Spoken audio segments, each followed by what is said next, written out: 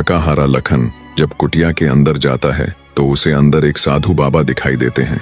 लखन उनको प्रणाम कर वहीं बैठ जाता है। लखन की हालत देख महात्मा जी ने पहले उसे अच्छे से जलपान कराया और फिर बोले, बेटा तुम कौन हो और यहाँ जंगलों में क्यों भटक रहे हो। तब लखन महात्मा जी को अपनी सारी व्यथा कह सुनाता है।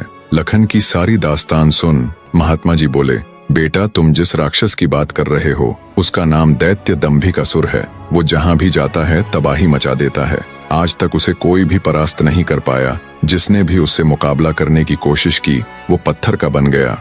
इसलिए मेरी सलाह मानो और वापस अपने घर लौट जाओ, इसी में तुम्हारी भलाई है। उसके पीछे जाकर क्यों अपने प्राण गंवाते हो।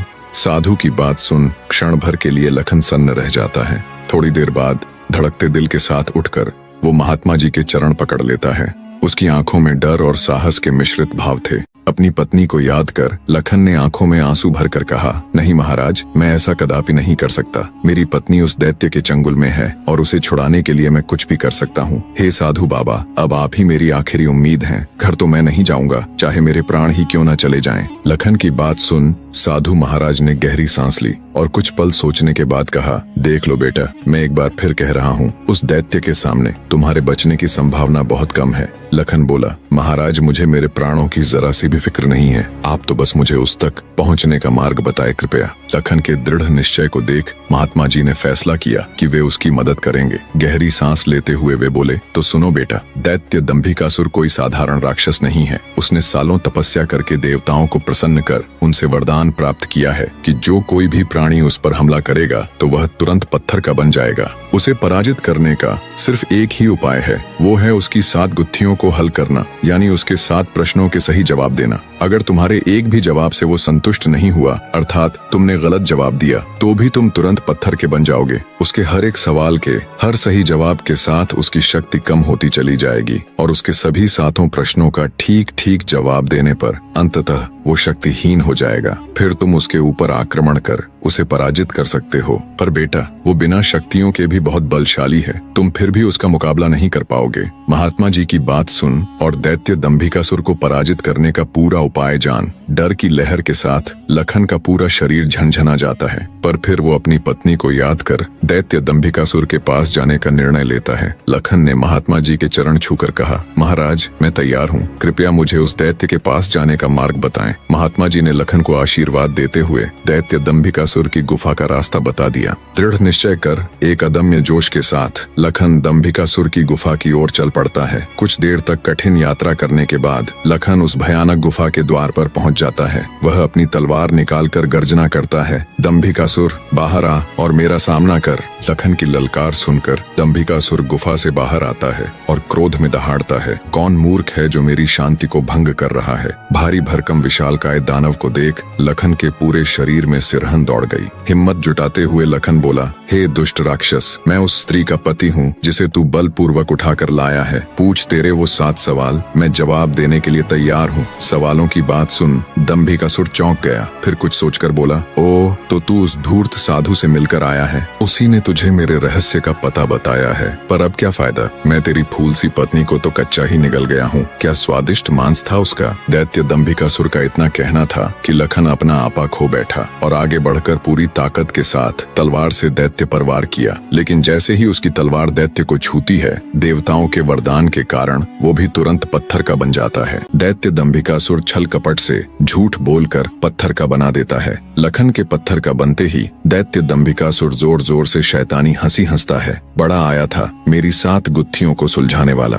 उसकी शैतानी हंसी से सारी वादियां दहल उठती हैं। घिनौनी हंसी हंसता हुआ दंभिकासुर अपनी गुफा में जाता है और राजकुमारी चंद्रकला से कहता है, एक कीड़ा आया था बाहर, कह रहा था तुम्हारा पति है। तुम तो बड़े बड़े दावे कर रही थी कि मेरे पति को जब मालूम चलेगा तो वो मुझे छोड़ेगा नहीं। अरे उसे मसलने के लिए तो मुझे अपने हाथों की भी जरूरत नहीं पड़ी। एक छोटे से झूठ से ही विचलित हो मिट्टी में मिल गया। इतना कह दानव जोर जोर से हंसता है। दंभिकासुर की बात सुन राजकुमारी चंद्रकला एकदम सन्न रह जाती है, मानो उसके शरीर में प्राण ही न हो। कुछ देर बाद जब थोड़ा होश संभाला तो रोती गिड़गिड़ाती हुई राजकुमारी बोली, दुष्ट दानव, क्या किया तूने मेरे पति के साथ? ऐसा नहीं हो सकता, मेरा पति नहीं मर सकता। कह दे कि तूने मुझसे झूठ कहा है। राजकुमारी चंद्रकला की बात सुन दंभिकासुर बोला, मूर्ख स्त्री, तूने मुझे समझ क्या रखा है कि तेरा वो कीड़ा पति मुझे मारेगा? अरे पागल औरत, मैं अमर हूँ, मेरा कोई कुछ नहीं बिगाड़ सकता। मुझे देवताओं से वरदान मिला है। इतना कह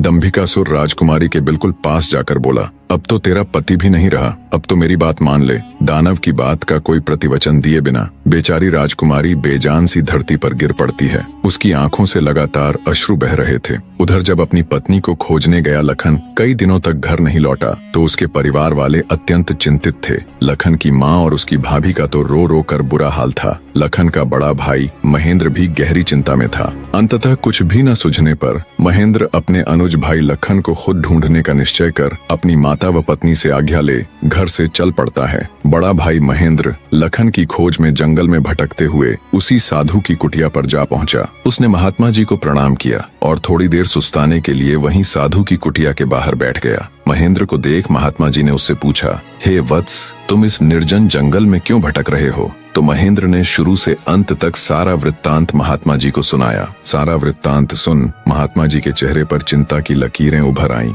उन्हें इस प्रकार विचार मग्न देख महेंद्र ने पूछा, हे महाराज, मेरी बात सुनकर आप किन विचारों में खो गए और आपके चेहरे पर ये चिंता की लकीरें मैं साफ देख सकता हूँ। इसका क्या कारण है गुरुजी? महात्मा जी ने गंभीर स्वर में कहा, हे वत्स, मैं तेरे भाई लखन को जानता हूँ। वह भी मेरे पास आया था और उसने मुझे सारा वृत्तांत सुनाया था कि कैसे वह राक्षस उसकी पत्नी को उठा ले गया। महात्मा जी की बात सुनकर महेंद्र एकदम स्तब्ध रह गया। उसकी आंखों में आश्चर्य और चिंता के भाव उभर आए। महेंद्र बोला, तो कहाँ है मेरा अनुज महाराज? वो ठीक तो है, वो घर क्यों नहीं लौट रहा? हे महाराज, कृपया जल्दी से मुझे बताएं, मुझसे सब्र नहीं हो रहा। जब महेंद्र अपने छोटे भाई लखन के बारे में साधु महाराज से पूछता है तो साधु जी लखन के उनके पास आने से लेकर दैत्य दंभिकासुर के पास जाने तक का सारा वृतांत कह सुनाते हैं। सारी बात सुन महेंद्र महात्मा जी के चरण पकड़ लेता है और कहता है, हे साधु महाराज, आप तो सर्वज्ञानी हैं। जब आपको दैत्य दंभिकासुर के रहस्य के बारे में पता था तो अवश्य आप ये भी जानते होंगे कि लखन का यहाँ से जाने के बाद क्या हुआ। हे महाराज, कृपया मुझे बताए कि आगे क्या हुआ। तब साधु बाबा गंभीर स्वर में बोले,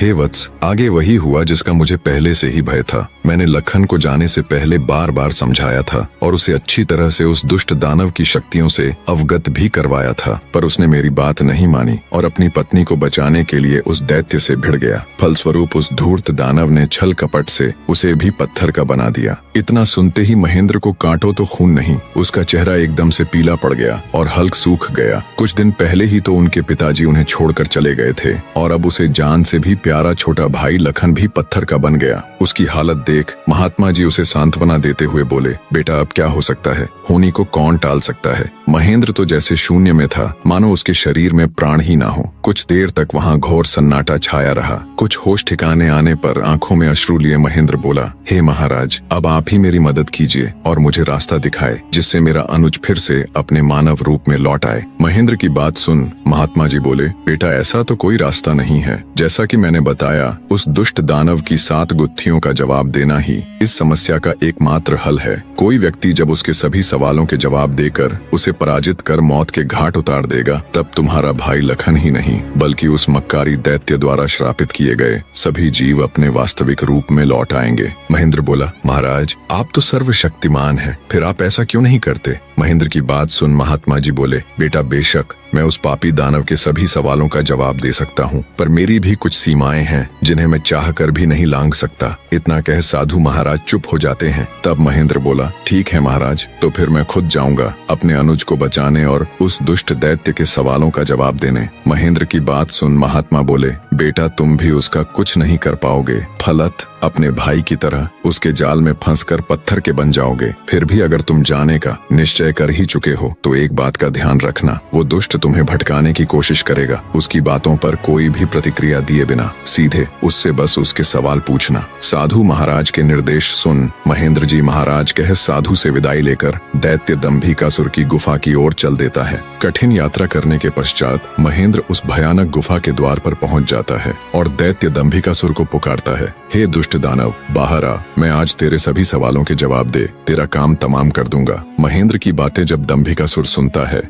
गुस्से से लाल पीला हो दंभिकासुर गुफा से बाहर आकर दहाड़ने लगा। अब कौन मूर्ख मेरे हाथों से मरने आया है। उसकी दहाड़ इतनी शक्तिशाली थी कि पूरा जंगल थर्रा उठा। महेंद्र ने भी जब दैत्य के विकराल रूप को देखा तो क्षण भर के लिए तो वो भी ठिठका, पर फिर गुस्से से गर्जना करते हुए बोला, तो तू है वो दुष्ट राक्षस जिसने मेरे भ्राता की धर्मपत्नी का हरण किया और मेरे अनुज को पत्थर का बना दिया। दुष्ट दानव, आज तेरा अंत निश्चित है। पूछ फरेबी राक्षस, कौन से हैं तेरे वो 7 सवाल, मैं भी तो जानूं। दंभिकासुर घिनौनी हंसी हंसते हुए बोला, ओह, तो तू उस निकम्मे कीड़े का भाई है जो मेरे शाप की भेंट चढ़ गया। लगता है तेरा भी जीने से मन भर गया, जो तू सब जानते हुए भी यहाँ आया। महेंद्र क्रोध से दांत पीसते हुए बोला, घिनौने राक्षस, बातों में वक्त जाया मत कर। मैं तेरी बातों में आने वाला नहीं हूँ। जल्दी से पूछ तेरे वो सवाल, नहीं तो मैं तुझे इसी क्षण यमलोक पहुंचा दूंगा। ये सुन दंभिकासुर घिनौनी हंसी हंसकर नृत्य करते हुए बोला, सुन मूर्ख, मैंने तेरे भाई की पत्नी के साथ खूब विहार किया और जब मेरी इच्छा पूर्ण हुई तो उसके मांसल शरीर को कच्चा ही भक्षण कर लिया। क्या स्वादिष्ट मांस था उसका। अब तेरी बारी है, पर तुझे तो मैं पत्थर भी नहीं बनाऊंगा, सीधे तेरे टुकड़े टुकड़े कर डालूंगा। दैत्य दंभिकासुर के बोले गए ये बोल महेंद्र की छाती में किसी भाले की तरह लगे। अपने भ्राता की पत्नी के बारे में कहे गए शब्दों से उसके तन बदन में आग लग गई। सब कुछ अच्छे से जानते हुए भी महेंद्र अपने ऊपर काबू नहीं रख सका और दैत्य दंभिकासुर को मारने के लिए तेजी से उसकी तरफ लपका। जैसे ही उसने दैत्य के ऊपर अपनी पूरी ताकत लगा तलवार से वार किया, वैसे ही अपने भाई की तरह पल भर में वो भी पत्थर का बन गया। उसके पत्थर का बनते ही दंभिकासुर हंसते हुए बोला, तुम दोनों भाइयों की किस्मत में यही था कि तुम दोनों युगों युगों तक मेरी गुफा के प्रहरी बनकर रह जाओगे। इतना बुदबुदाकर दंभिकासुर अपनी गुफा में जाता है और राजकुमारी चंद्रकला को भी ये सब बता देता है और कहता है, तेरे दोनों रक्षक तो मेरे सामने ढेर हो गए, अब तू किसकी आस लगाए बैठी है। मूर्ख स्त्री। राजकुमारी चंद्रकला के रो रोकर आंसू सूख चुके थे। अब बचा था तो केवल क्रोध और ज्वाला। जलती हुई आंखों के साथ गुस्से में दहाड़ती हुई राजकुमारी बोली, दुष्ट राक्षस, तू क्यों इतना खुश हो रहा है। मुझे तेरा अंत साफ नजर आ रहा है,